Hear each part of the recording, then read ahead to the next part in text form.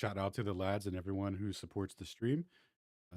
Tonight, we're going to kick off a presentation by Toby. He's going to be going over a summary of Wang's work regarding interferometry and GPS and the linearization of the Sagnac effect and the implications of that. Here we go. I'm going to join now. We'll get right into it. We're live, Toby.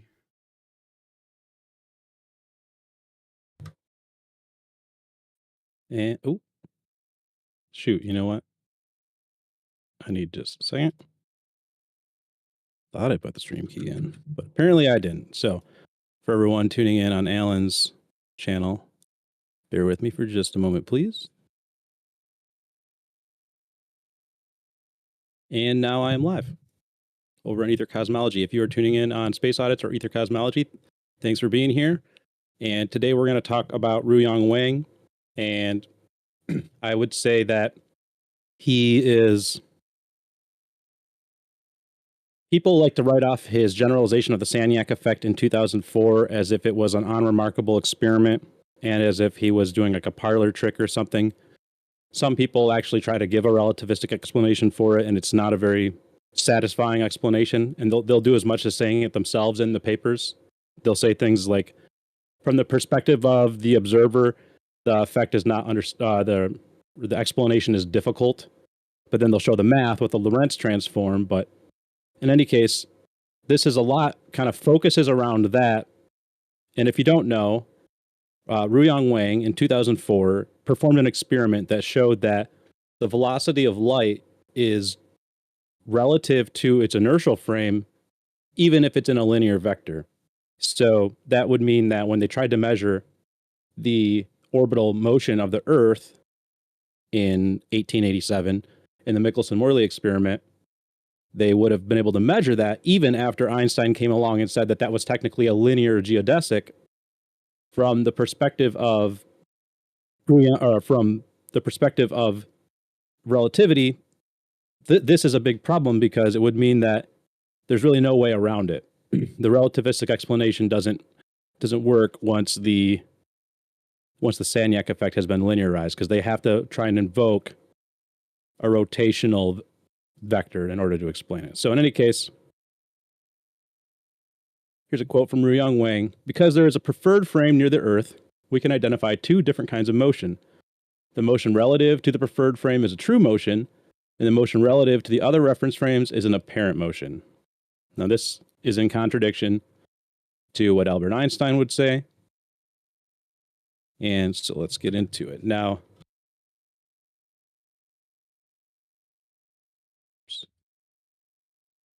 get a timeline real quick here.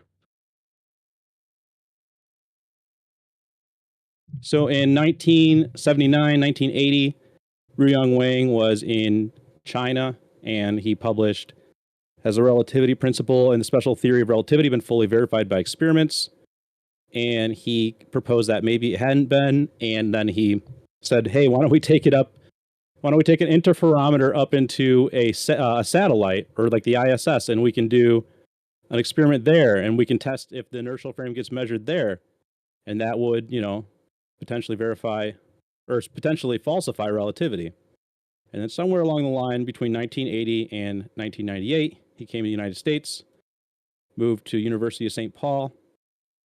And in 1998, he published From the Triangle Sagnac Experiment to a Practical Crucial Experiment of the Constancy of the Speed of Light Using Atomic Clocks on Moving Objects. And this is him talking about a hypothetical theoretical experiment that could be done to using atomic clocks to, see if relativity is accurate. Then in 2000, he published Successful GPS Operations Contradict the Two Principles of Special Relativity and Apply a New Way for Inertial Navigation. So he looks at GPS and how it works.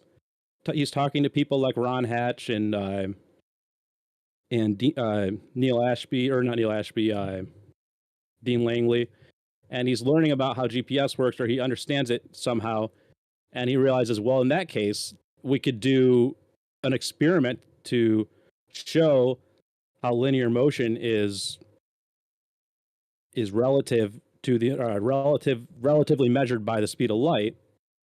And then we could actually use that for like pure navigation. We could find pure speeds we could find a speed through absolute space without having to invoke any other frame of reference. And then in 2000, later in that year, he published re-examined the two principles of special relativity and the Sagnac effect using GPS's range measurement equation. Again, just going through the same kind of concept about how GPS kind of falsifies relativity. And then in 2002, he got together with Ron Hatch, and they wrote conducting a crucial experiment of the constancy of the speed of light using GPS. And then in 2003, he published two more papers.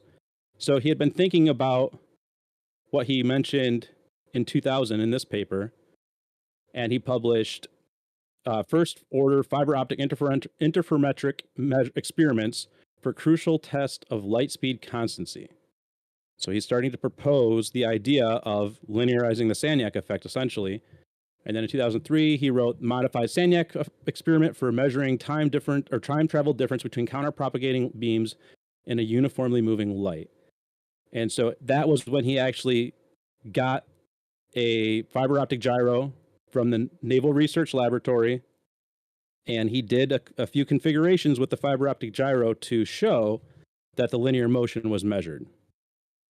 And so then that was in 2003, and in January of 2004, he filed the provisional patent paperwork for an interferometric speedometer, patent number 7586587. And so he saw something there, clearly. His experiment was not unremarkable to him. And then in 2004, the Naval Research Laboratory loaned him a fiber optic gyro again, and he performed more experiments to further explicitly linearize the Sagnac effect. And he published the paper called Generalized Sagnac Effect. And that was, in a lot of people's eyes, should have been yet another debunk to relativity, because there's always a new explanation after every time there's a debunk. They give a new ad hoc explanation. But so this should have been another debunk of relativity. And then in 2006, he kept publishing on these topics, and he actually did another experiment. He published test of the one-way speed of light and the first order experiment of special relativity using phase conjugate interferometers. And we'll get into that when we get to the paper, but the idea is that a phase conjugate mirror allows you to actually reflect a wave in the same orientation in which it was received, is my understanding. And then when it comes back, you can actually, because of the way that the interference pattern is reflected, you can actually deduce what the one-way measurement would be. And then you can use that interference pattern to then find the one-way, quote-unquote, speed of light, quote-unquote. But in any case, so that was in 2006, and he did the experiment and published that. And then in 2008, he was still thinking about relative motion, and he published Can a Matter Wave Interferometer Detect Translational Speed? And that talks about different ways in which it actually has been shown experimentally to detect translational speed. And then he proposes yet another speedometer, another absolute space speedometer using quote-unquote matter waves. And then in 2016, so this is, 12 years after he's generalized the Sagnac effect, he's still writing about it. He wrote Light Drag Effect of Vacuum Tube versus Light Propagation in Stationary Vacuum Tube. We'll get into that one. It's kind of a crazy name, but it's just him showing a bunch of ways that you could really get down to the bottom of how wrong is relativity. So he's still been thinking about it 12 years later. And then now here we are, another 7 years later, and he wrote Anisotropic Propagation Speed of Light on Rotating Earth's Surface, Theoretical Derivation Implications for Definition of Meter and Crucial Experiment. And actually what he says, definition of meter here, what he means is that if the speed of light is constant, then we can measure a meter by a certain pulse rate of the quote-unquote speed of light. And because of the way that light propagates on the Earth, a meter is actually shorter one way and longer the other way. And that's what he means here by definition of meter. And so he proposes an experiment here that we'll talk about how that could be measured. And basically just, there's still people that will deny even this this fact of the anisotropic propagation speed of light. And Wang's just proposing another way that we could hopefully, open their eyes about these things. But yeah, in any case. So that's a timeline. Now let's get into the papers.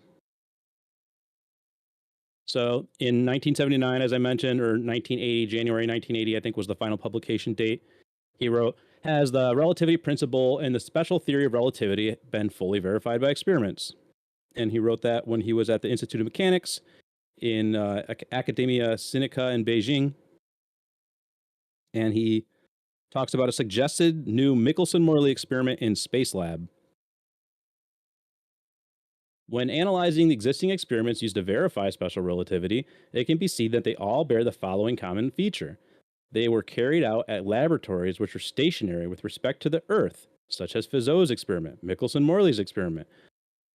Tests of the increase in mass with increase in speed, and the experiments which show the extension of a lifetime of a decaying moving at high speed, of a decaying particle moving at high speed. And so, just jump to the bottom here. He says, the experiment in Spacelab might also find the shift in interference fringes. This would lead to the failure of the relativity principle and the special theory of relativity.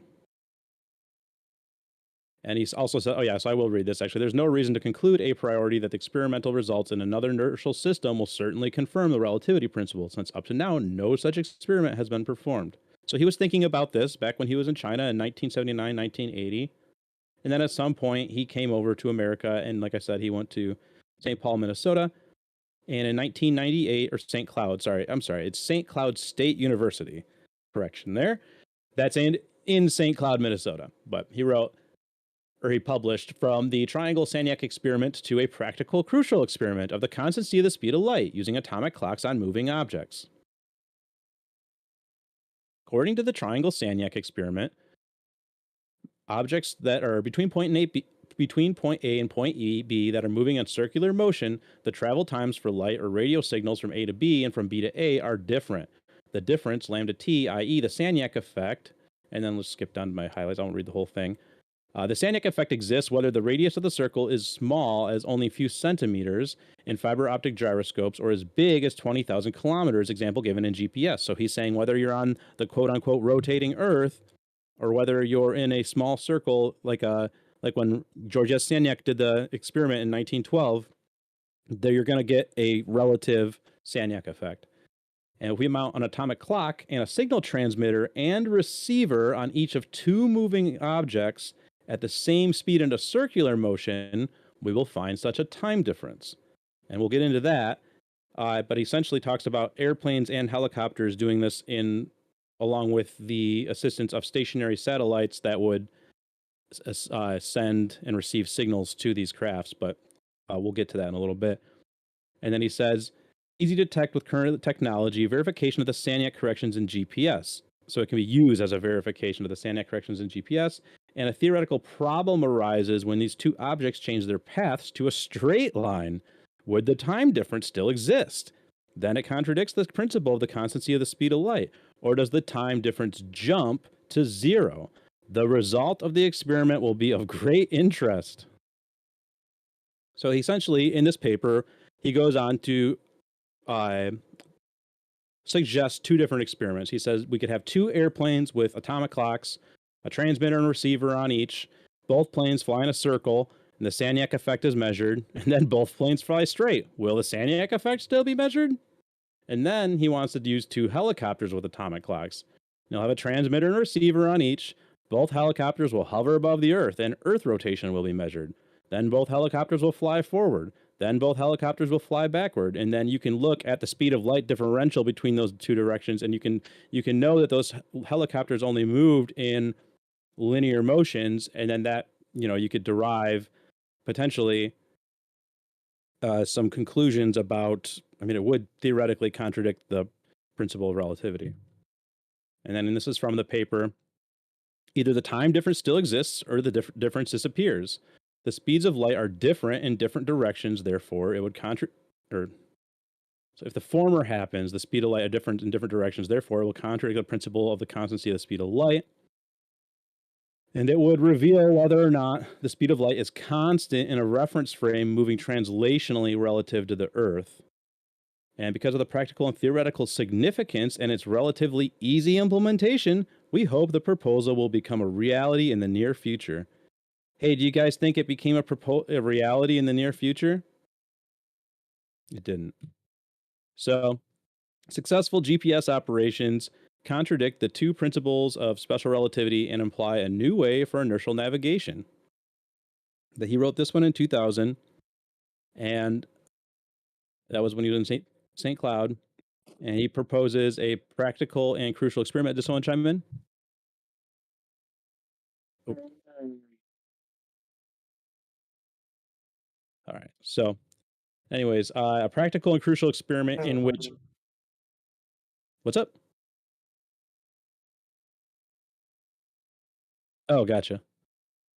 All right. So, to verify this experimentally, a practical and crucial experiment in which no clock synchronization is required, although simultaneity is the key of GPS operations, and the relativity of simultaneity of special relativity disagrees with the basic operational principle of GPS. So we can use it to check whether or not the propagation time changes in different frames. It can be predicted that the crucial experiment will give a result contradicting the two principles of special relativity. The crucial experiment can be simulated easily with GPS simulators.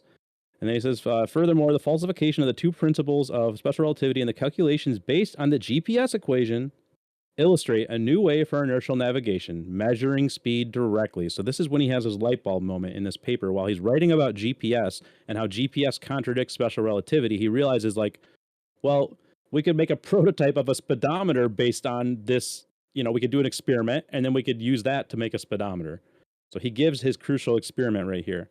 He talks a lot about crucial experiments, if you haven't noticed.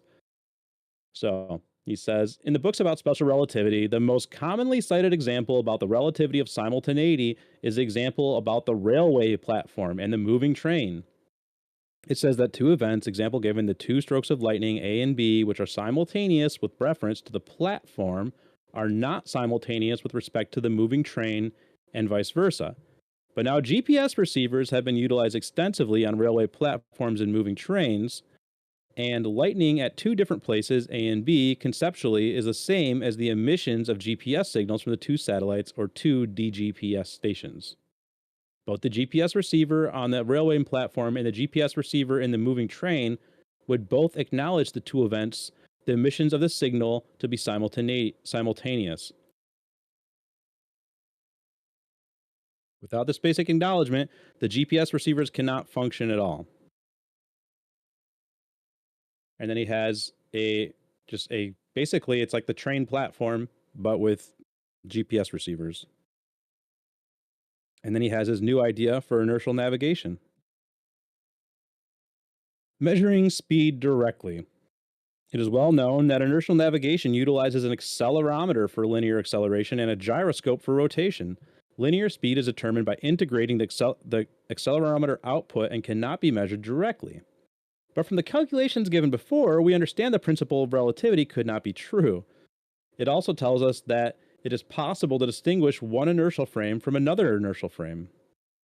Speed relative to the ECI frame can be measured directly. In fact, we can design a prototype of a new speedometer immediately from the crucial experiment. And so there he has a couple of prototypic designs.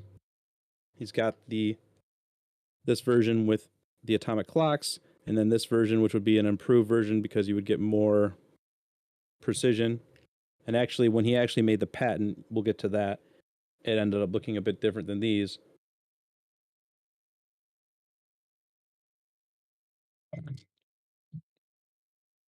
So, because there's a preferred frame near the Earth, we can identify two different kinds of motion. The motion relative to the preferred frame is a true motion, and the motion relative to the other reference frames is an apparent motion. And that was the quote from earlier that I showed, and I think it's kind of a central thesis to what he showed with all of his experiments, actually, in my opinion. So then in February of 2000, he published re-examine the two principles of special relativity and the Sagnac effect using GPS range measurement equation. And so this is him talking more about, the same thing essentially, that successful GPS operations are based on a basic equation, the range measurement equation. The correctness of the equation leads to the incorrectness of two principles of special relativity, the principle of relativity and the principle of the constancy of the speed of light. The Sagnac effect can be fully interpreted by this equation. The Sagnac effect is a non-relativistic effect that contradicts the basic operational principle of GPS. So then he talks about a practical and crucial experiment that does not require any clock synchronization, contradicting the two principles of special relativity.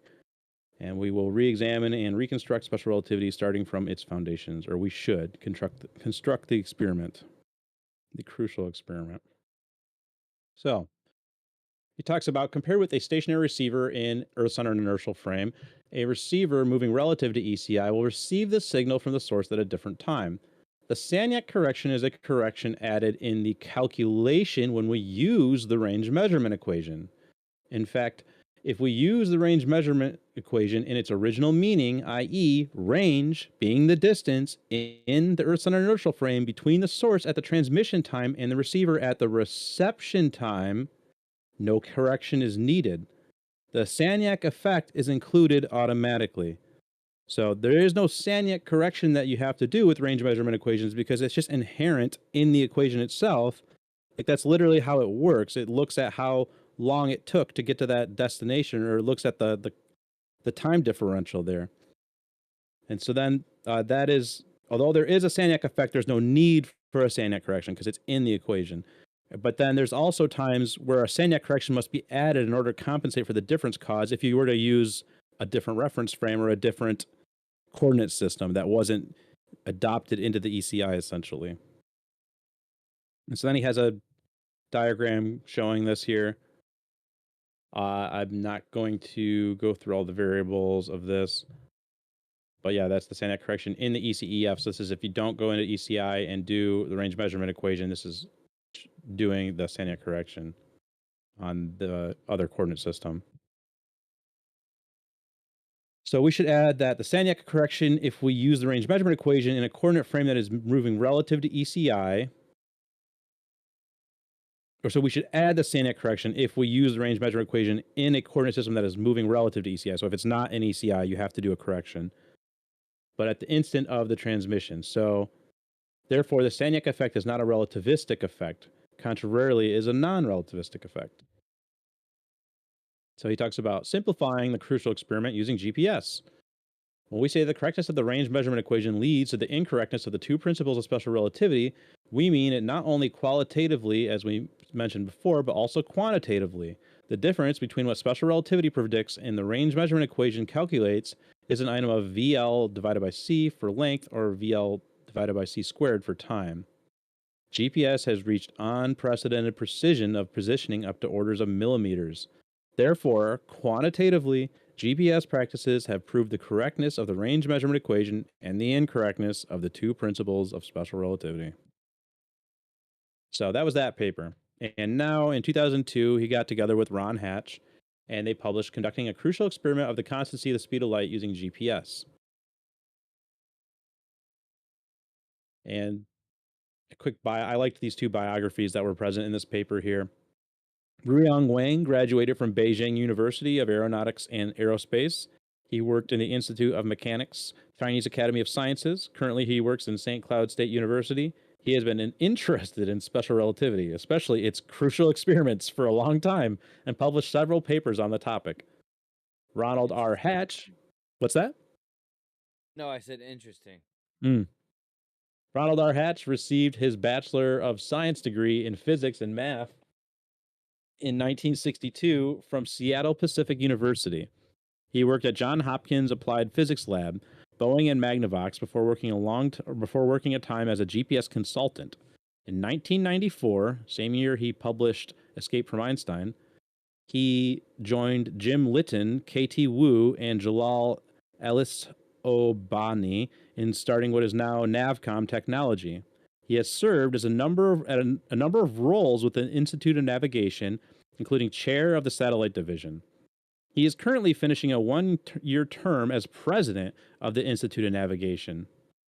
Ron has received the Johannes Kepler Award and the Satellite Division and the Colonel Thomas Thurlow Award from the Institute of Navigation.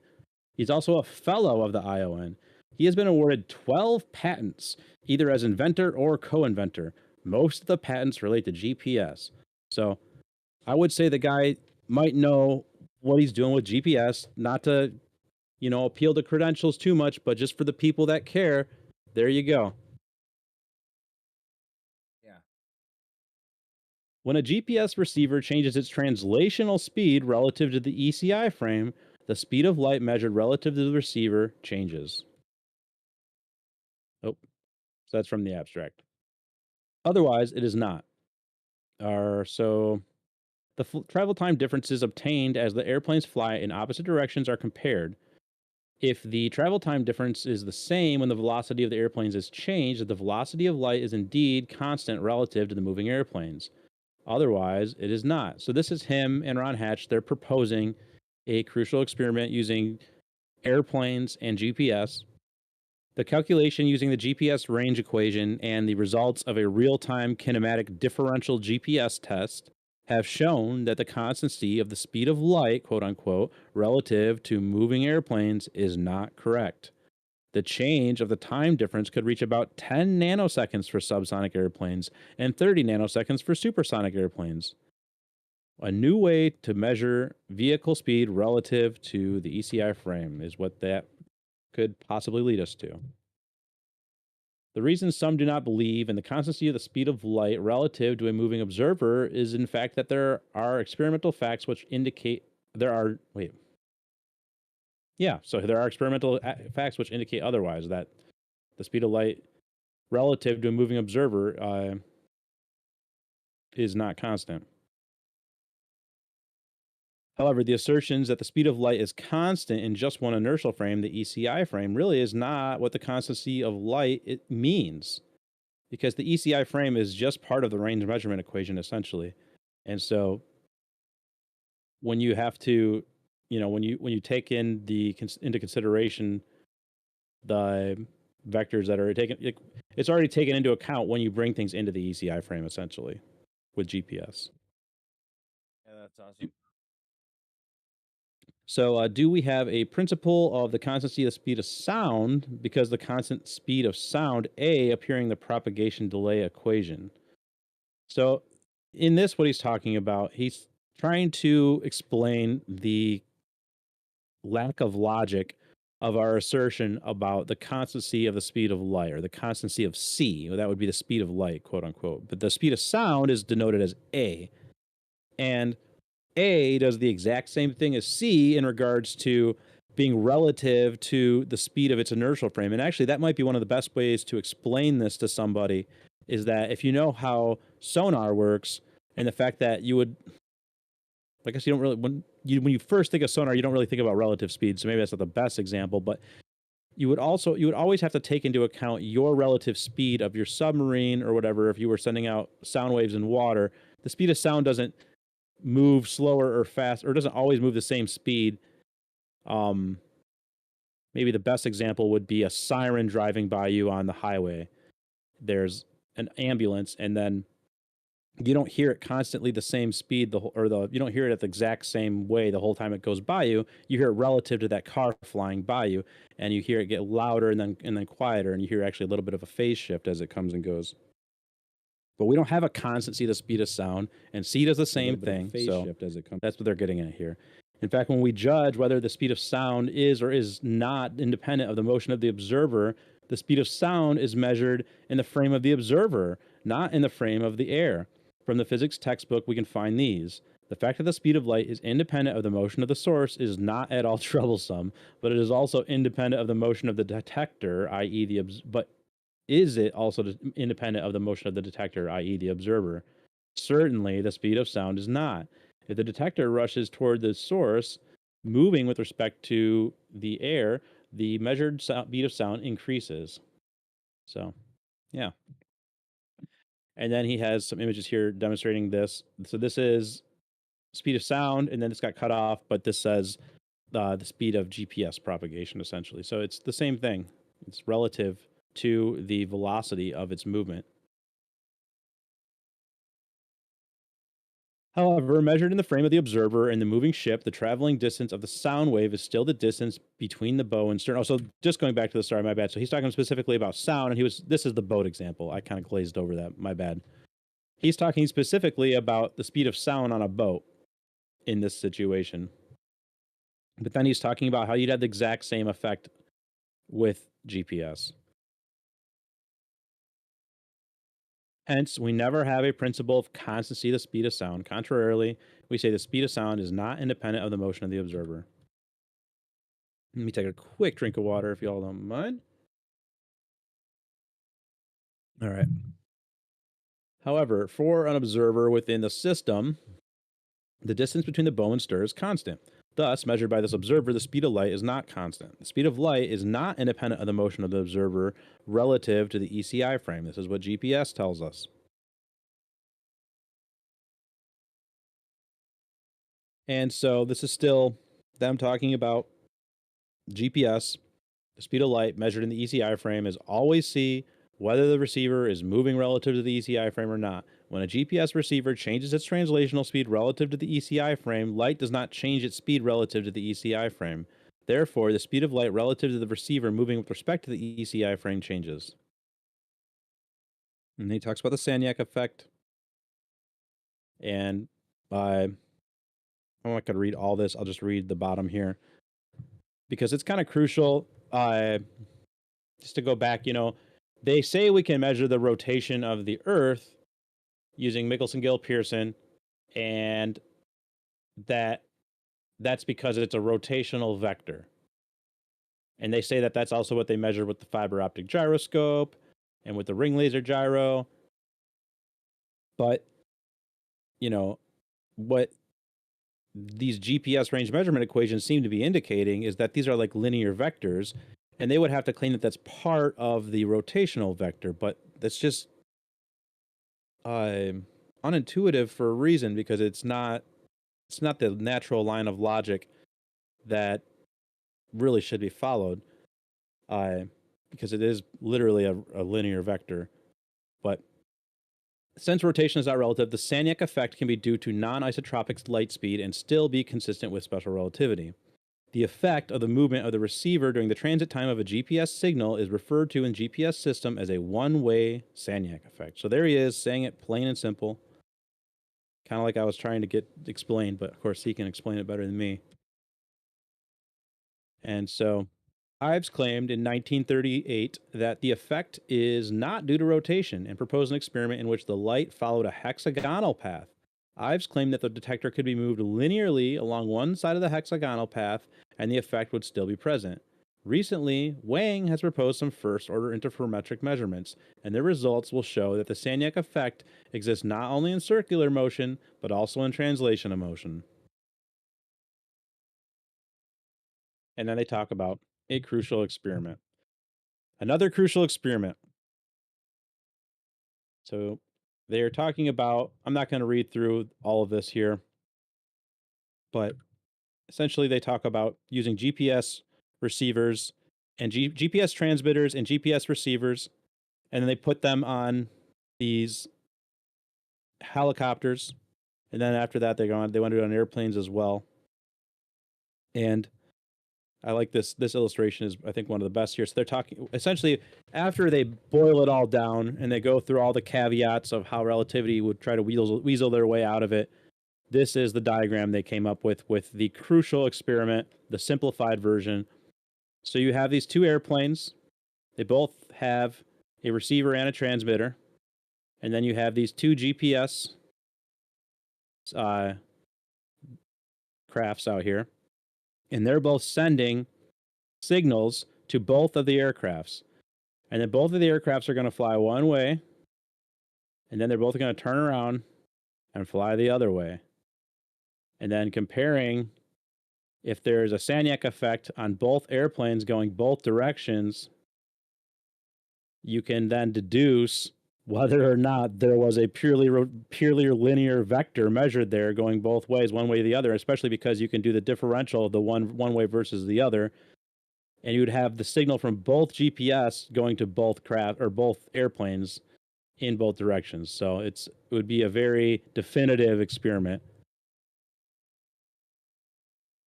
And so then they have their conclusions here. Talking about the quote unquote speed of light, this isotropy of light speed, or really electromagnetic waves propagation, or they would say speed, the isotropy of light speed relative to the chosen frame is strongly supported by the one-way Sagnac effect.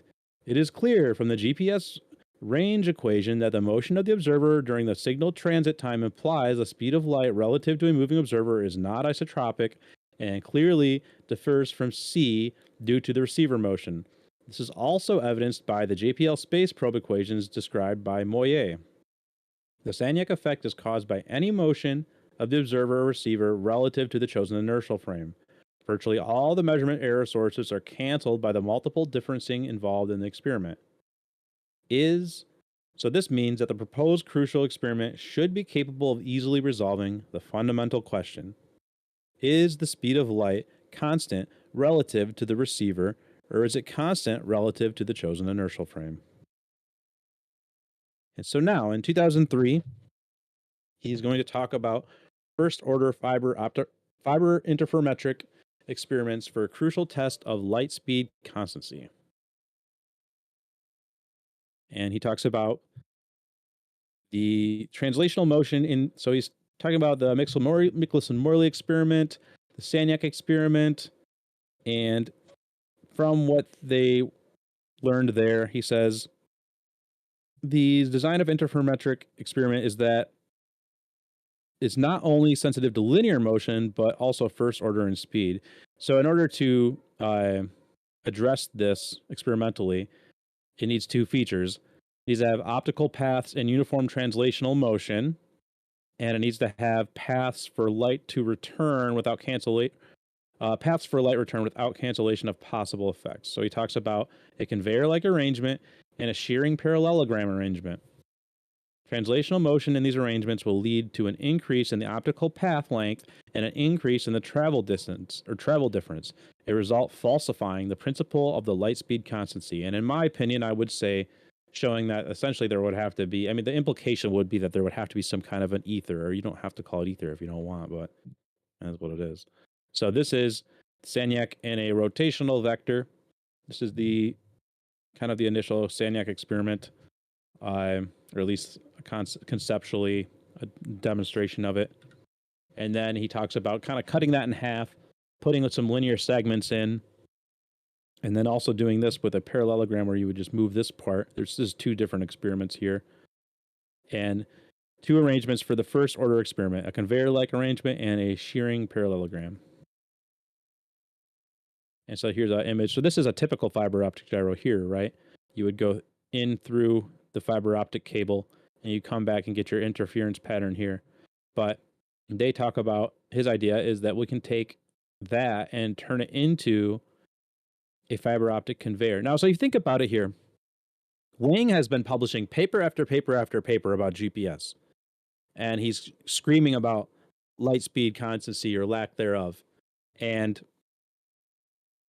he's trying, I think at this point, he has to be getting some attention because I would assume that the militaries of the world would kind of know the implications of that. But so now he's proposing it very explicitly. He's already talked about this experiment in at least one other paper that we saw. He talked about this idea. And you would think maybe at that point someone could have loaned him a fiber optic gyro to do the experiment then and there, but he didn't get a fiber optic gyro. And what did he do? He went and published like 3 more papers about GPS, and then he published this paper showing so explicitly, like, here's how we can do it. Here's how we can show that it's linear or rotational only. And if anyone has ears to listen, or, fiber optic gyro to loan and some nice wave core fiber or air core fiber, then, we could find out. So that's what he's showing here. That's what he's demonstrating, or, yeah. So In this paper, he talks about how the refractive index is not related. So in 2011, Demjanov kind of implies that the refractive index is what causes the periodicity measured by Miller. Now, I know this is it's a little bit of a different concept, but I do think it's interesting here because so here's what he says. It should be noted that the travel time difference, and sorry, I don't mean to go too far ahead, because I know not everyone knows what I'm talking about when I say Demjanov, but it should be noted that the travel time difference of the fiber optic conveyor is not relative to the refractive index, N.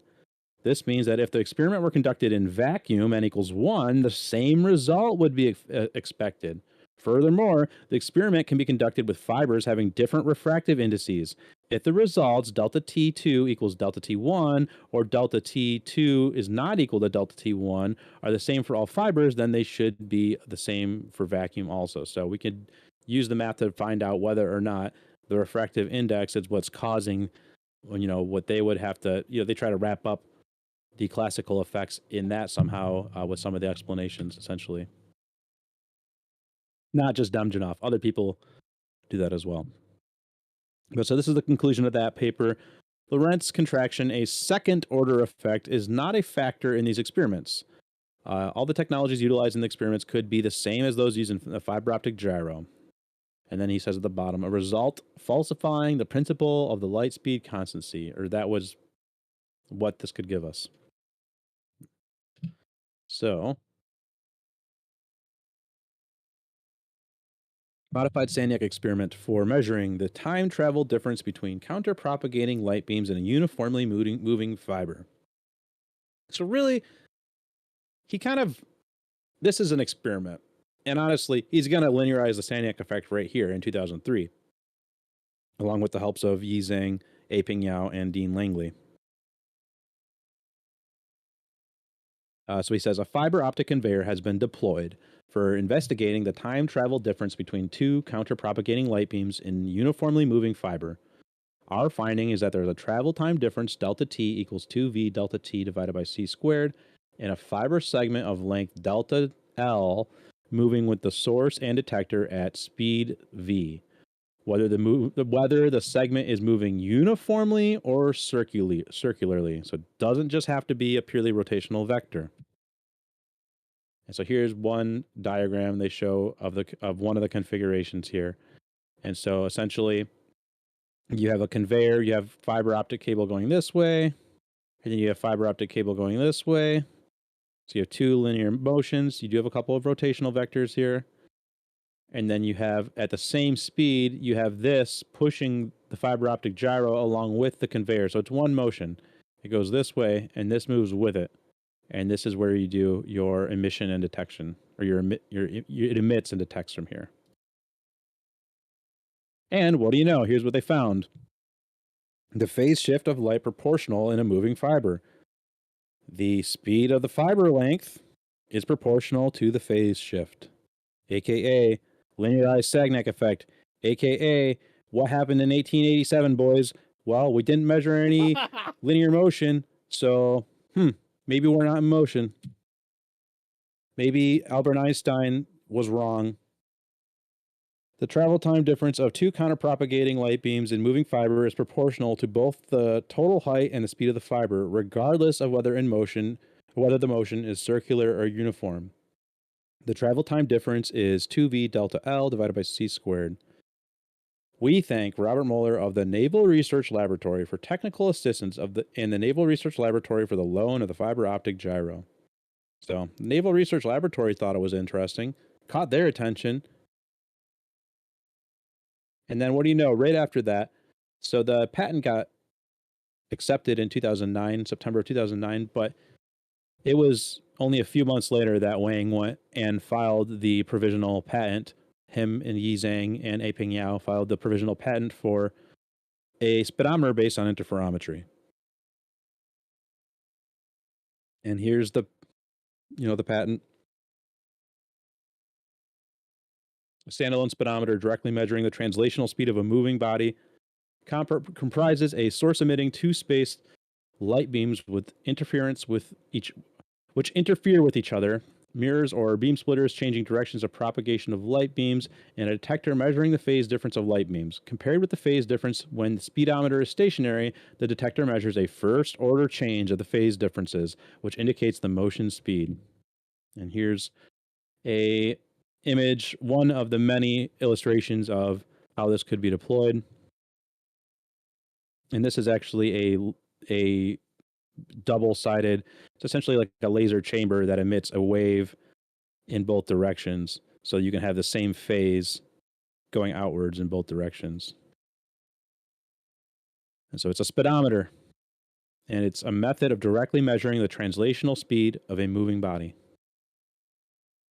And then later on that year, he published the paper titled Generalized Sagnac Effect, him, Yizheng, Aping Yao at St. Cloud State University. And so this is from Robert Bennett and his 2014 paper, A Landmark Experiment, the Linear Sagnac Test of Ruyong Wang. Belief that the Sagnac test of 1913 only applied to rotational motion was discounted when Ruyong Wang found the same results for linear motion in 2004. The Sagnac result has never been credibly explained, despite its wide application in modern technology. In turn, the Wang paper has been virtually ignored the last 10 years. Analysis of Wang's result in the conveyor and lab frames with the premise of ether drag logically leads to the identification of preferred motion and an absolute frame of reference, the earthbound laboratory frame. Here's the paper, Generalized Sagnac Effect. Light propagation in a light waveguide loop consisting of linearly and circularly moving segments. That's what the experiments were conducted to study. We found that any segment of the loop contributes to the total phase difference between two counterpropagating light beams in the loop. That means whether it's rotational or not. The contribution is proportional to the product of the moving velocity v and the projection of the segment length delta L on the moving direction. It is independent of the type of motion and the refractive index of the waveguide loops. The findings includes the Sagnac effect of rotation as a special case and suggests a new fiber optic sensor for measuring linear motion with nanoscale sensitivity. So he says here, the Sagnac effect shows that two counterpropagating light beams take different time intervals to travel a closed path on a rotating disk. The travel time difference between them is delta t equals 4a, omega, divided by c squared. Any moving path contributes to the total phase difference between two counterpropagating light beams in the loop. And finding also suggests a new fiber optic linear motion sensor having nanoscale sensitivity, which is much more sensitive than any existing linear motion detectors. And there is, yet again, another fiber optic linear conveyor. So we have, it's very similar to the other one, two linear motions, fiber optic gyro moving with it, and you would just boop, boop, everything moves at once. You get one motion here and one motion here, and it gets measured. The linear portion gets measured, directly proportional. And the same thing here. You've got your source gets split, so you got it going both ways. And as it's traveling through here and coming back to the detector, as both beams are going to come back to the detector through here, this moves. So you actually have it going through, and then this moves, and then you detect the phase difference when that moves. This would be delta L. The length, this length here is what is getting moved, and that's what they measure from. And so according to our experiments, the contribution is independent of the refractive index of the waveguide, and the motion of the segment can be either linear or circular. The Sagnac effect of rotation as a special, so this general conclusion includes the Sagnac effect of rotation as a special case. In fact, the Sagnac result can be derived from this equation by assuming a circular motion of the loop and using Stokes' theorem. This generalization provides a design principle for a new fiber optic linear motion sensor. This nanoscale sensitivity linear motion sensor can detect very small relative motion appearing in an accelerometer, which is important in navigation and seismology. The common design of an accelerometer is a spring mass system. Improving the sensitivity of an accelerometer requires improving the sensitivity of detecting the linear movement. It can be foreseen that an accelerometer using a fiber optic linear motion sensor combined with the fiber optic gyroscope may be beneficial for navigation. This is the conclusion of the paper. And so, yeah. And then at the end, thanks Dean Langley for the useful discussions and help. And we thank Robert Moeller of the Naval Research Laboratory for technical assistance and the Naval Research Laboratory for the loan of the fiber optic gyro. So, unremarkable experiment. I don't know. Naval Research Laboratory thought it was pretty interesting twice in a row. And, you can say what you want about the source that he was published from, because I've heard people try to smear the publication source. But I want to hear, if you're going to try to refute this, I would like to hear about what your contention is with his methodology, with his results, not, just smearing the source, especially because of how thorough he was and how many experiments he did and how explicit he was with his math. So, moving on, that was what he did in 2003, 2004. Very massive. It's very direct. I mean, honestly, you go back to 1912, that should have been the end of it. When George S. Sagnac first did show the Sagnac effect in an interferometer, that should have been the end of it. We should have known, okay, well, then they definitely didn't measure any motion in 1887, and the Earth's not in motion. And however hard that is for us to grasp, it's the truth. So, they should have figured it out back then. And the fact that they didn't figure it out back then tells you what kind of world we're living in. And the fact that, this is the cognitive, people have embedded this into their head. And it's not, it's been experimentally proven in front of their faces, and then they will still pretend like they didn't see it. So moving on now, in 2006, Ruyong Wang is not done. He didn't end it there and stop talking about relativity. Oh, unremarkable experiment. I'm done with my circus trick, or I'm done with my little clever trick to trick everybody into thinking relativity is fake. Now I can go, actually do something productive with my life or something like that. No, he kept writing about it. So obviously he thought he had found something. And I don't think he would have written so many papers about GPS if he didn't think that was showing something either. And I don't think Ron Hatch would have wrote a book about it, the same guy that had to fix GPS. But in any case, I digress. So this paper is called Test of the One-Way Speed of Light and the First Order Experiment of Special Relativity using Phase Conjugate Interferometers. So some people are talking, oh, well, that's still a second order measurement with the your waveguide loop, because it's in a loop and, it's relative to itself or whatever. It's whatever kind of, I don't even feel like trying to explain the arguments that people will make, in that they try to say that because it's two different portions of fiber that are traveling in opposite directions relative to each other, that somehow, because those are relative to each other, that you can invoke them as a placeholder for absolute space to do your geometrically convenient calculation to write off the direct proportional velocity that you measured in your interference pattern right in front of your frickin' face. But in any case, with a Michelson interferometer using a phase conjugate mirror, it reverses the uniform phase shift in a light path. So we can conduct a first order experiment of special relativity. Utilization of the phase conjugate mirror changes the basic concepts of an interference experiment. Placing a conventional partially reflecting mirror just in front of the phase conjugate mirror at the end of the light path, we can test the isotropy of the one-way speed of light in a system moving uniformly in a straight line and conduct the one-way Sagnac experiment. According to the reported phase conjugate Sagnac experiment using a segment light path, we can expect that a phase shift is the one-way, I'm not going to read, or so, phi, I believe, equals 4 pi VL divided by C lambda in the one-way Sagnac experiment with the length L and the speed V, even in an increasingly larger radius of the rotation. Based on these and the experimental fact of the generalized Sagnac effect, it is very important to examine whether it is the same phase shift for the test of the one-way speed of light in the first order experiment using the phase conjugate mirror in a system in a straight line of uniform rotation. Sorry, I'll just move on here, because this is a pretty cool experiment. Sorry if it's a little technical, but what he's saying here is essentially when they're measuring interference patterns, the waveform of the light is how they measure that.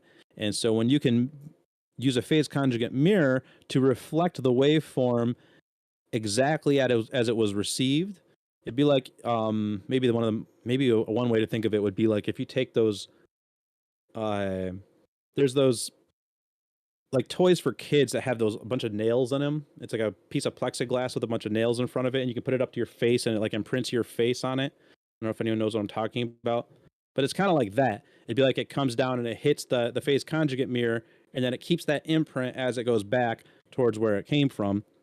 And so because of that, they would be able to compare that result to the result that didn't come from the phase conjugate mirror. So using a standard mirror and doing the calculation of comparing those to each other, they can then deduce what the one-way speed of light, looked to have been. So the utilization of the nonlinear optical properties brings a magnificent change to the interferometers, the phase conjugate mirrors, and they have an important property of phase reversal. So the experiment utilizing the phase conjugate interferometer can be first order. We can have a one-arm phase conjugate interferometer. And because these experiments are first order, the sensitivities of the experiments are very high.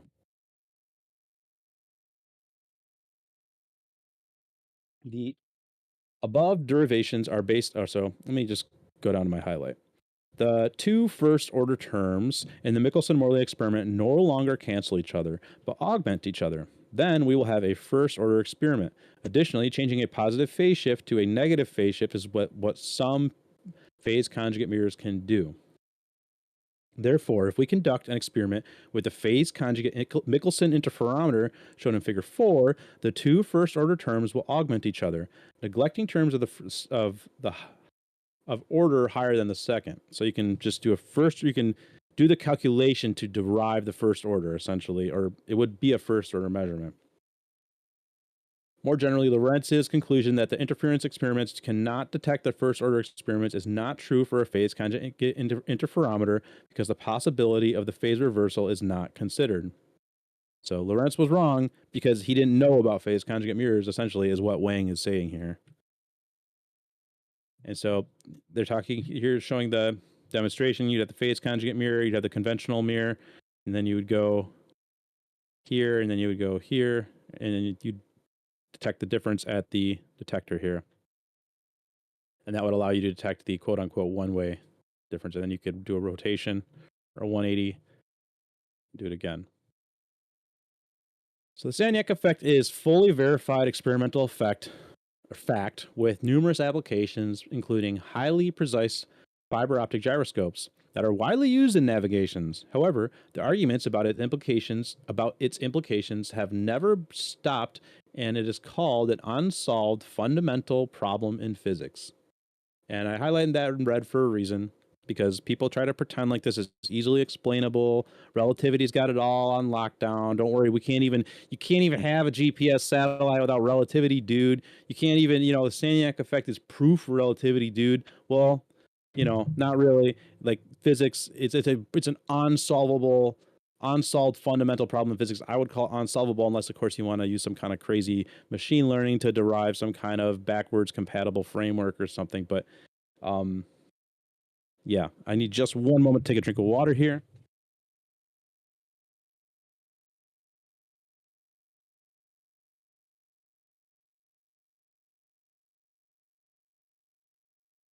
All right, so Sagnac effect is, so a remarkable feature of the Sagnac effect is that all other effects related to the rotation, example given the centripetal force, will approach zero when the radius of the circular motion becomes increasingly larger, while the speed of circular motion keeps constant. However, the Sagnac effect will not approach zero, but a finite value. When the radius of the circular motion becomes increasingly larger, the circular motion approaches the linear motion, and if the Sagnac effect still exists, the time difference still exists. So he's kind of pointing out what I would say is common sense, which actually to me confused me for like a whole year trying to figure this stuff out. Why is it sometimes okay to measure the light speed, sometimes not okay to, it's in a circle, it's going in a rotation. Well, isn't the orbit a rotation? Wait, what? Like, it's all so confusing. Well, It's because it's their explanation is confusing. Their explanation is not logical. That's why it's confusing. So, because, just like your intuition would tell you, just like common sense would tell you that the circular motion approaches a linear motion. And like even if we were on a rotational Earth, the GPS range measurement equations would still be linear. Like it's still a linear vector. And the time difference is directly measured. So, generalized Sagnac effect. A segment in linear motion contributes a phase shift. Not only the fact that it contributes a phase shift, not only is a deduction from the phase conjugate Sagnac experiment, which we just described, but it's also based on the experimental fact of the generalized Sagnac effect. So he's going back to what he talked about in 2004. He's saying that in combination with this, now you guys are done. Like you tried to say it's because of this weird relative crap. You tried to say it's because it's a closed loop. And and that you're not getting a one-way direction. It's still a second-order measurement, and so we're not going to look at the fact that it's the directly proportional linear velocity. Well, he's showing you here, okay, guys, well, we just double-checked it, and we looked at the one-way velocity, and it was right, okay? Like, generalized Sagnac was correct, so there you go. So the importance of the rest of the test of the one-way speed of light can never be overestimated, because the isotropy of the one-way speed of light not only is the foundation of the principle of the constancy of the speed of light, but also is the core of the problem of simultaneity. It was stated by Einstein that light requires the same time to traverse the path for the A to M as for the path B to M, is in reality neither a supposition nor a hypothesis about the physical nature of light, but a stipulation which I can make my own free will, or which I can make of my own free will, in order to arrive at a definition of simultaneity. So, and M in that, in the context of that, M was the midpoint of the line between A and B. So Einstein was just, like literally saying it's a stipulation of what I need. So the test of the one-way speed of light is difficult because the clock type of the experiments has the problem of clock synchronization, and the interference type of experiments has the problem of the closed light path. So sometime it was even claimed that the one-way speed of light cannot be tested by experiments.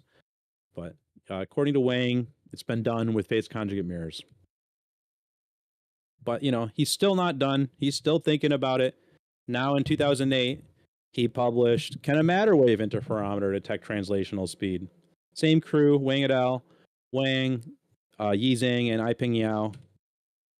And they're saying, based on the Galilean addition of velocities and the de Broglie relation, it is deduced that a matter wave interferometer with slow speed particles, skip to the red highlight here. This expression is exactly the same as the generalized Sagnac effect for light waves found by experiments, except that V is replaced by C. If the possibility is confirmed by experiments, the conclusions will be that there is a preferred reference frame for matter waves, and a speedometer with very high sensitivity is possible. So, what do you know? Maybe we can use electrons or something instead of quote unquote photons.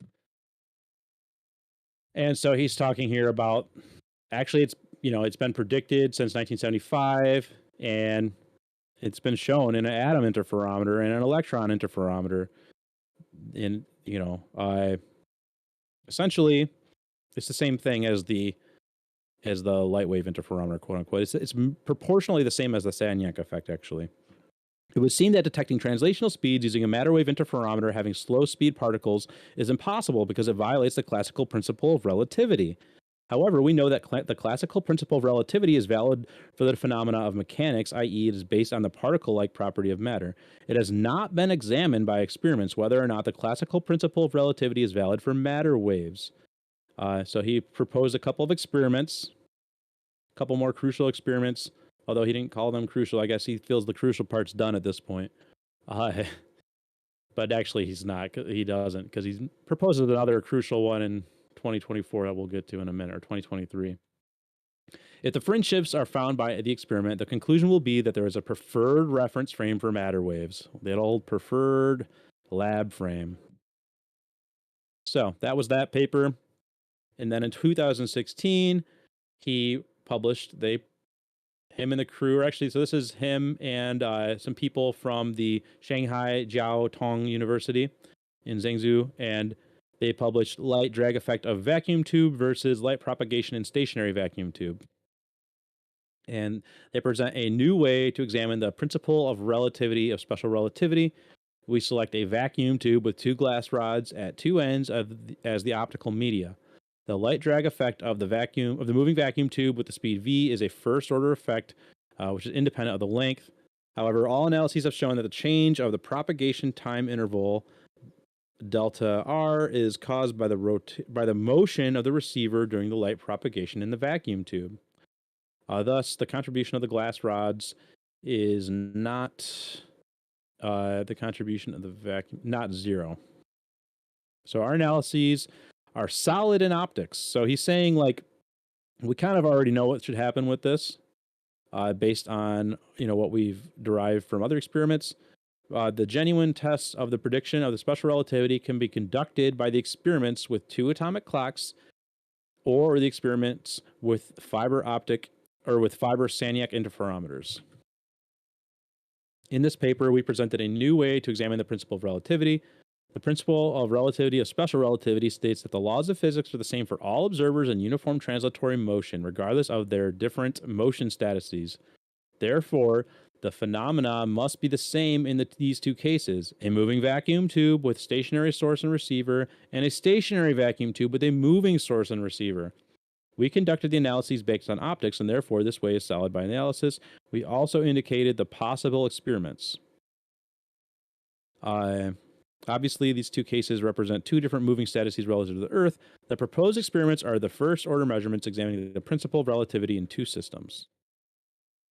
So here is just a bunch of experiments that they propose. Just a bunch of ways you could verify or not verify relativity, debunk it.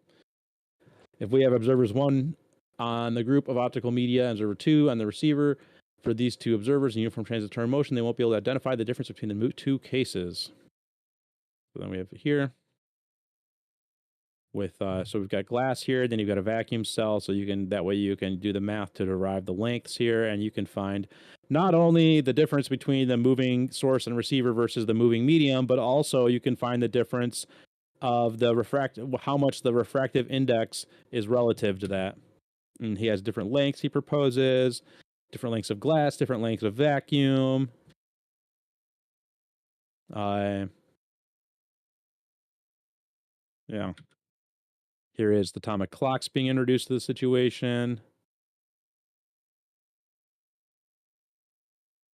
And yeah. So this one is occurring across the air, and there's a little tiny piece of stationary glass fiber in there. Just a bunch of ways to, doing all these together, you could then derive the math to, find how much the refractive index is being taken into account with this as well. More experiments. This one uses a loop instead of atomic clocks. For some reason, it's tiny. And then this one has stationary non-dispersive medium. So just moving the whole thing of medium, or just moving the source and the receiver, and then you can tell the difference. And then here we have non-dispersive medium, non-dispersive fiber, then we have a fiber optic coil. You can move the coil, you can move the clocks. You could have a whole bunch of fun. So, in conclusion, we find not only delta R2 is not equal to delta T2, but also delta T is not equal, or delta tau is not equal to, or I don't know what that is, but in any case, it's not equal to delta T. And that's talking about moving source and receiver versus moving medium.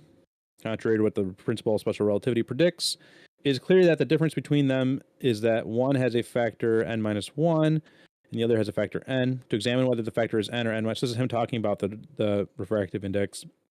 We can conduct the experiment as shown. Because in these configurations, the non-dispersive medium is stationary and the total propagation time interval in the medium is proportional to the length of the medium, we can greatly increase the total time interval by using a non-dispersive fiber coil with the length L. So that's him explaining why he would use that fiber coil in that other, in this configuration. It's just to increase the amount of time so they can get a larger proportional difference. So that was what he published in 2016.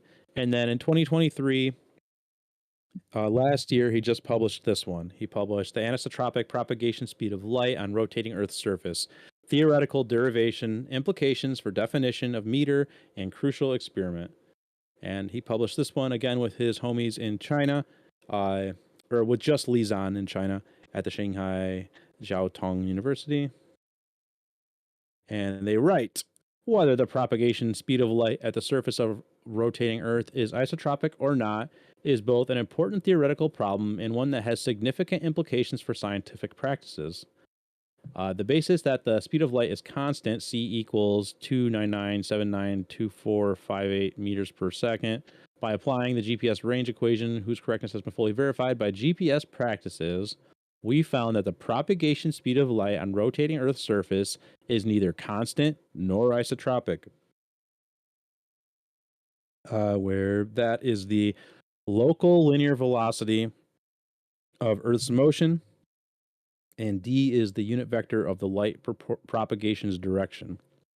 Based on this finding and the difference between Earth rotation's Sagnac effects on the equator and the meridian, we propose a crucial experiment to examine the anisotropy of the propagation light speed. So he's saying it's not the same one way as the other. A meter, according to your speed of light meter, is different one way than the other. So let's let a stable pulsed laser emitting pulses in two opposite directions use the ultra-fast imaging techniques for visualizing, measuring, and comparing the spacing of the pulses in opposite directions, and then we can decisively conclude whether the speed of light is anisotropic or not. So you'd have you'd use ultra-fast imaging on the receiving end, and you would just essentially send pulses in both directions. So the vast majority of people believe that in the Earth system, especially on the Earth's surface, where experiments are easier to perform, the one-way speed of light in a vacuum is constant and isotropic. But there are just a number of experiments that claim to show with high degree of precision that the propagation speed on the Earth's surface is isotropic. However, a closer analysis of these experiments reveals that they have one thing in common. The light beam is reflected back and forth many, many times, meaning that no experiment has ever really tested whether the one-way propagation speed of light is isotropic on the rotating Earth. Therefore, the claim that the propagation speed of light at the surface of the rotating Earth is isotropic has neither a theoretical basis nor experimental verification. The Sagnac effect caused by rotation is the basis for fiber optic gyroscopes and ring laser gyroscopes that measure all rotations, including the rotation of the Earth. And in the two-way satellite time and frequency transmitter, using the propagation of electromagnetic waves among satellites and ground stations, we can clearly find the directionality of the Sagnac effect caused by the Earth's rotation. In this paper, we analyze the propagation of light between two adjacent points on the Earth's surface using the GPS range equation. We found that the propagation speed of light on Earth's surface is neither constant nor isotropic. The propagation speed of light is c prime equals c minus VRE cosine, what is that called again? Theta? Where VRE is the local linear velocity of rotation on the Earth. So he's just showing you here, the calculation is straight up linear. You don't need to include rotation in any way, shape, or form. But yeah, so I mean, it just implies an isotropy. It's not, the speed of light is not the same in both directions. It's different east to west and west to east. Yeah, And here he is.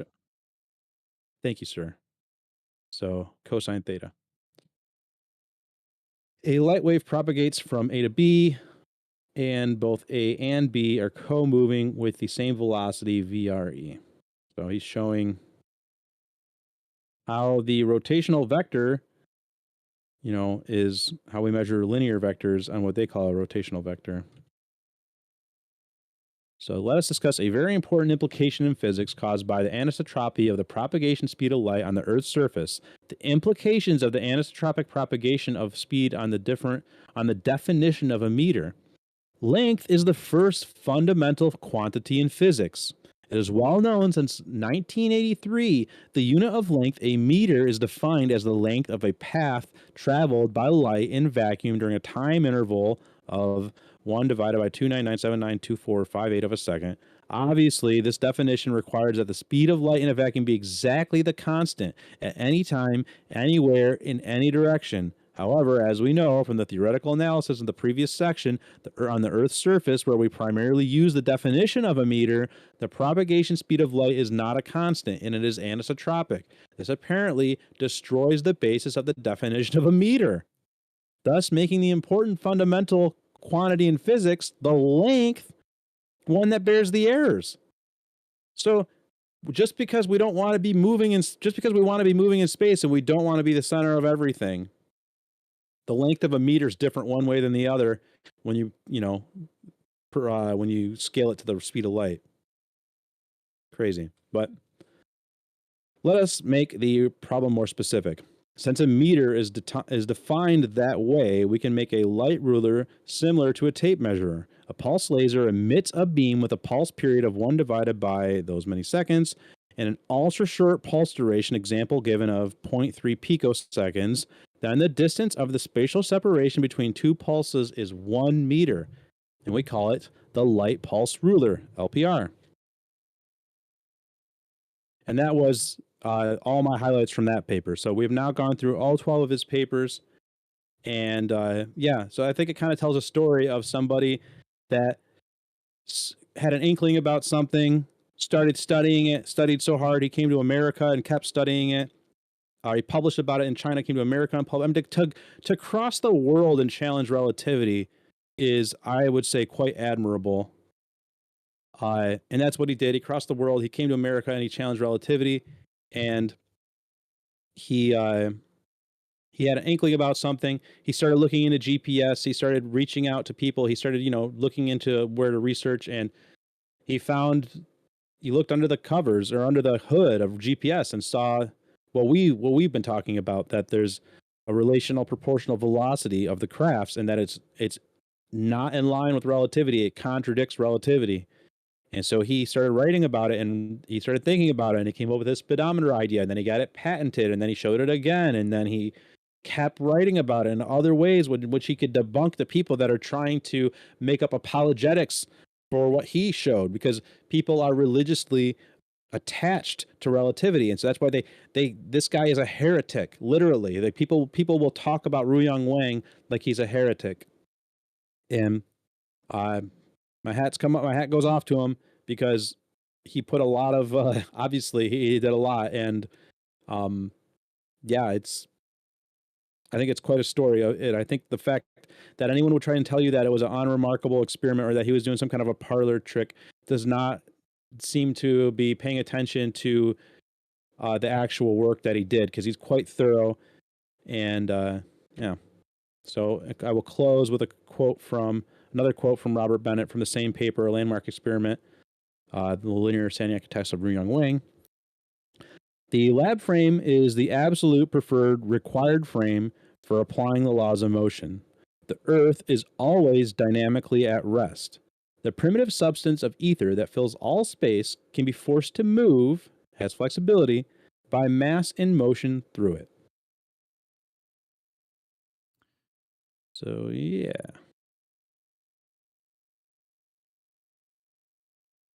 Thank you, everyone, for being here. Does anyone have any thoughts or questions? Dude, That was awesome. amazing presentation. And to to touch on that last part about the Earth being dynamically at rest, that is, the most important part of this, really, because the interpretation of these results, how to interpret them, all comes back to, where is that absolute rest at anyway, right? That one of these velocity vectors is able to be referenced against, right? Well, it's the Earth, right? Where the laws of physics were all derived, right? Everything has to be dynamically covariant with the rest frame, boys. Not the slightly rotating, but just locally inertial enough to conduct any experiment, right? Actually at rest. That's it. It's so when you're like, oh God, they've done such a number on us with the kinematics and dynamics, man. So That's a very, very important part of it, man. How do we even interpret these results? Do we That's it right there. So having that framework and understanding that is huge to this. Yeah, probably would have been a good idea to have brought up Tartaglia and then what is it, Boudra, those explanations as well. But this was Well, kind of all about we more about Wang. We could go into those another time. we could touch on them real quick. It's a easy steal, man. Sure.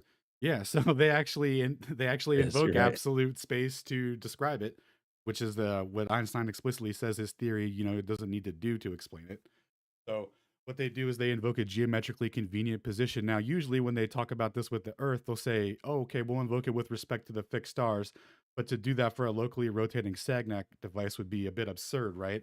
So what they do is they just, invoke your boy imaginary convenient geometrically symmetrical position at the center of the axis of rotation, and then they put the observer at the rim of the rotating device, right? And they say that there's a time difference between these two gentlemen, and there is, right?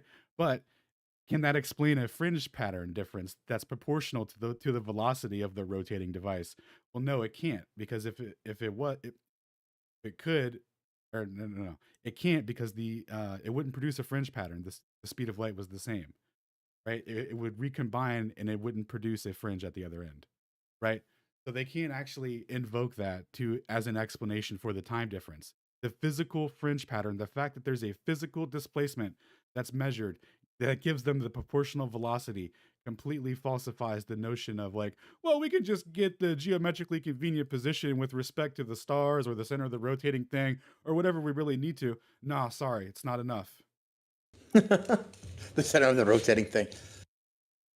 Oh, I mean, this will prepare them for when they try to do the nonsense stuff of splitting frames and applying things selectively, independently, whatever they have to do to fix it later, right? So this will prepare people for the nonsense that they're going to try and have to do to get out of what they already have. Yep. Yeah. Yeah, it's like I would kind of reiterate what I said earlier about how there was that point where Hey, Toby, your mic's maybe move it a little further away. It's a little distorted. oh, a little sharp, a little hot. A little sharp, yeah. That's a good Yeah. word. There you go. So yeah, when you get confused, it's almost 90% of the time when it comes to this stuff, it's because you're being gaslit. Like it's It just doesn't make sense. it's confusing by nature because they want you to feel like you don't understand it, because then you'll see how stupid it is, essentially. And Well, every then time every time that I start feeling like I don't understand what's going on, or at least when I'm like debating people about this, it's usually because I'm giving them too much credit. And then I realize later on, like, oh no, that's like the dumbest thing. What they're actually arguing there is, well, usually it violates relativity directly, right? But yeah. Dude, if you ever find yourself like Lorentz contract transforming things in your own everyday existence, just think about what you're doing. You're like, okay, I'm applying this transformation because all space and time backwards compatibly shifted. I'll never be able to tell or notice, but I want to make sure that's accounted for in whatever I'm doing. Like, you should feel Yep. retarded if you happen to do that. Yes. Okay? Because I Yes, watch that is that. dogs translate themselves back and forth all day between the reference frames, but before recognizing one is primary, meaning you can't relativistically shift back and forth with no meaning, right? Exactly. Yeah, that's such a perfect point. Like, they literally have their paper literally just has to Lorentz transform what happened right in front of their faces. And it's easier to get away with when it says relative to the sun and stuff, because that's all in your brain anyways, fantasy land anyways. So when you add more fantasy to that, it's not, you don't realize the trick as much. But when you do it with something right in front of your face that you just measured directly proportional, it's like you're getting quite religious there. I mean, it's already religious, but you don't realize it, at least. But yeah, in any case, yeah, great point. Anyone else? Any thoughts, questions? Cool. I think Well, we I'm gonna needed go ahead this. and close. We needed Yeah, this. I think it's good because I think the story, the timeline is good with him, because it really shows that he wasn't just messing around. Very thorough, different methods, all verified the same thing. He cannot possibly say it hasn't been generalized unless you choose to misinterpret reality, which I guess allowed to do. Yeah, I can't say you can't, right? That's so frustrating because I guess it's technically allowed. I'm not going to force you to acknowledge the linearization. Yeah. just admit I won. I Yeah. won't make you do it, bro. Like, No, I won. You will concede. You're not. Yeah. We will not end. We will not end this stream until you concede. Dude, yeah. Good Yeah, game, bro. baby. Good game. But the way that I like the way that I interpret the final one from 2023, he's like been sitting there for so many years, and he's thinking, what in the world could we do to make them actually acknowledge? He's like, oh, I'll point out that we can't even use a meter. Like, literally, Oh, that's man. literally why he did it. Bro. I bet money. He's just like this. I mean, he's like frustrated. So he's like, okay, I mean, I'll bring up anything I can that may make them actually acknowledge it. That's I hope to be very effective, right? To have that hit home, but I can see dogs being like, "I'll just switch to a foot." No, they may backfire, right? They're like, oh well, we definitely can't change it now. You know, like, Yeah, once they made it their ruler, man, they can't go back on it. Right? That's why it's so pivotal, because all their distances that they get, that they're trying to describe for things in the sky, especially in particular, right? That's all based on a fixed speed. Like, the mythology based around that is what gives them the leadway to say absurdities like, "Oh, the parallax is measuring a star that's 60 quadrillion zillion miles away because light just travels forever like that at that speed." But half the other way in the different speed. Don't worry about that. It's fine.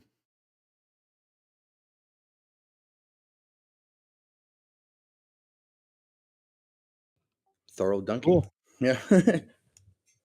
Well, I'm gonna close my stream out then. Yeah, cool. We'll go ahead and end it on that. Sounds great. All right. What? Thanks, y'all, for tuning in. And we'll see you all on Thursday for research and reading night. I do not think we know our exact topic or paper yet, but we'll get that figured out probably within the next 24 hours here, I would assume. Or maybe now. Anyone have any ideas? Shane, Alan, anyone? How far did you guys get with the Ether Dynamics paper? Did you finish that? Oh, We did. Your dynamics one. Which one was that? Are you Big talking one. about the book? The way you only translated, the big one. Oh, with that's all the- Tofsky? Dude, I was reading some Yeah. stuff from that Yeah. earlier. You guys, Oh, me I too. literally You guys wanna just read Is that- accidentally clicked is on that gonna stop be it? streaming. I'm done Yeah. streaming. FYI, I'm done. Okay. I accidentally clicked on it. Yeah, let me mine as well. All right, guys, thanks for coming out. See you on Thursday, like Toby was saying, and then Friday will be Flat Earth Fridays. Hell Peace. yeah. We'll see.